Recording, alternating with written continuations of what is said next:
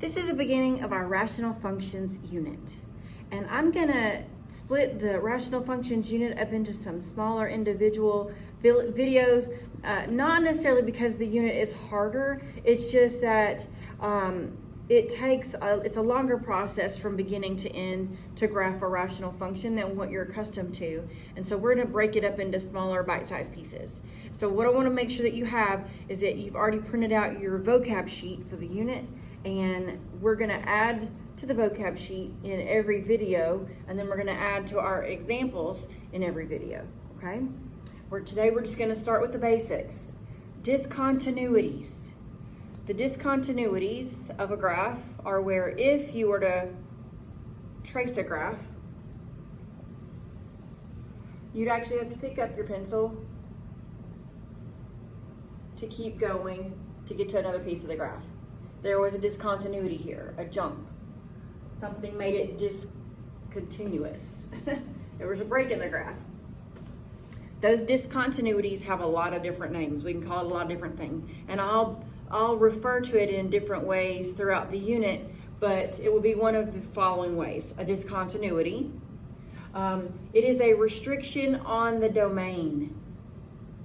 That sounds real wordy, but let's just break that down. A restriction. If you're on restriction, you're grounded. Where is this graph grounded? It's grounded from going somewhere on the domain. And the domain is an x value. So our graph is grounded from going somewhere on the x value. That's what it is. There's two different types of discontinuities.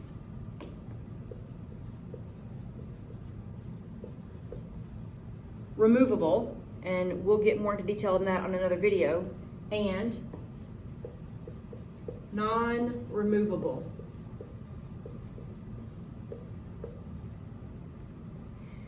The difference between those really shows up on a graph. We'll deal with that in video 2. But as for today, we're just going to find the excluded values that cause a discontinuity. So discontinuities are caused by excluded values. That should sound familiar.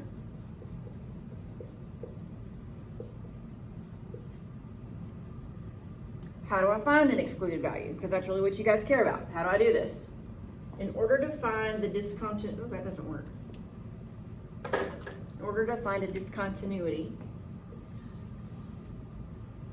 you're going to set the bottom of your fraction equal to 0 and solve for x.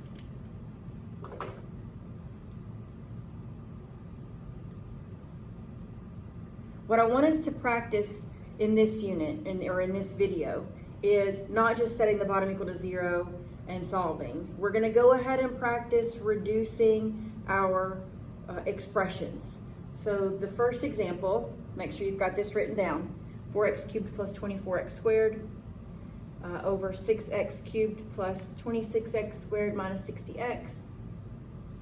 And we're going to factor. Factoring's not going away, kids. It's going to happen until the very end of the school year. So just sink into it, okay? If I factor out what the 4 and 24 have in common, I could factor out a 4.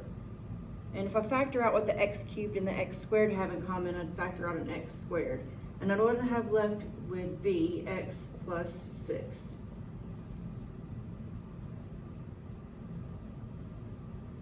On the bottom, let's see, 6, 26, and 60, I think they all have a 3 in common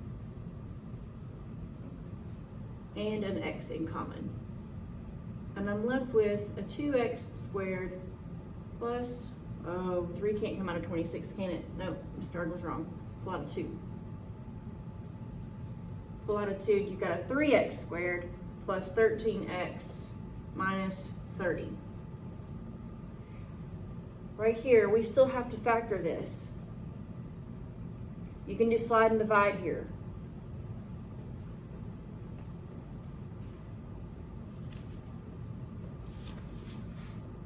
If you're still struggling with factoring, then email me and I can meet you on a Zoom meeting and help walk you through that.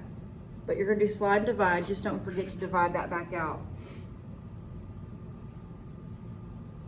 And what we'll end up with, so pause your video here, try to factor this out right here and make sure you get what I get at the end.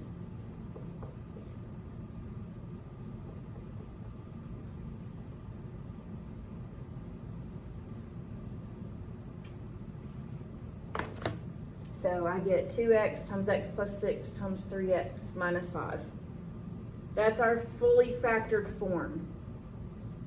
Now I can go back and I can reduce the things that match on top and on bottom.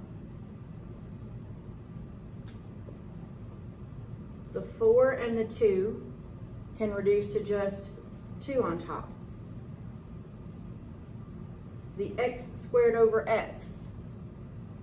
If I have 2 x's on top and 1 on bottom, I'll just have 1 left on top. And x plus 6 over x plus 6 can reduce. So my final reduced form is 2x on top over 3x minus 5 on bottom. That's our fully reduced form. Now let's go back and talk about our excluded values. It's where the bottom equals 0.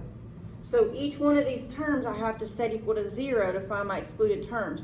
Because even though we reduced it away, it still affects the graph. So we're going to take 2x and set it equal to 0. And then we're going to take x plus 6, set it equal to 0. And 3x minus 5 equal to 0. So my excluded values would be 0, negative 6, and positive 5/3. Those are the areas where if I were to go to the graph of this function, there would be some type of stop or break at 0, negative 6, and 5/3. So my reduced form is 2x over 3x minus 5, where x cannot equal, an equal sign with a slash through it, x cannot equal 0, negative 6, and 5/3. That's what I'm looking for from you.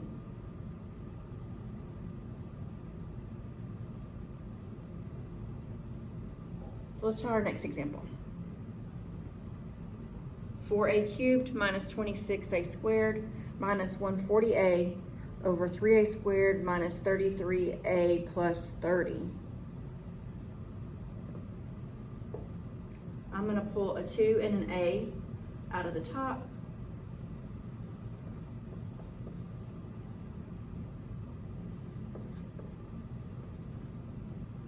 And a 3 out of the bottom, it looks like.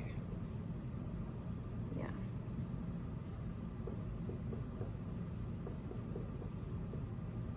A lot of students are tempted right here at the beginning to go ahead and cancel your a squareds that match and your a's that match. You can't do that. If each individual term is being added or subtracted to each other, you can't just cancel willy-nilly up in there. That's what we like to call killing a kitten. Nobody likes to kill a kitten unless you're a psychopath, so don't do that. You can only cancel things that have been multiplied together that match up. No killing kittens today.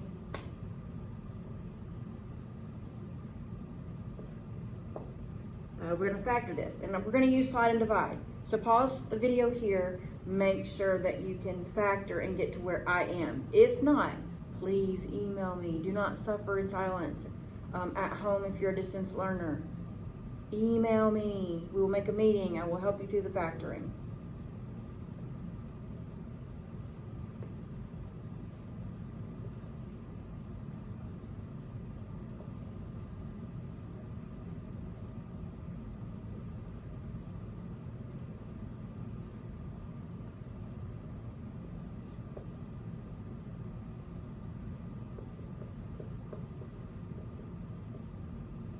Now I can cancel things that match. The only thing I see that matches is this a minus 10. Final reduced form. 2a times 2a plus 7 all over 3 times a minus 1, where, that's how it's pronounced, you write it as semicolon, x cannot equal positive 10, positive 1.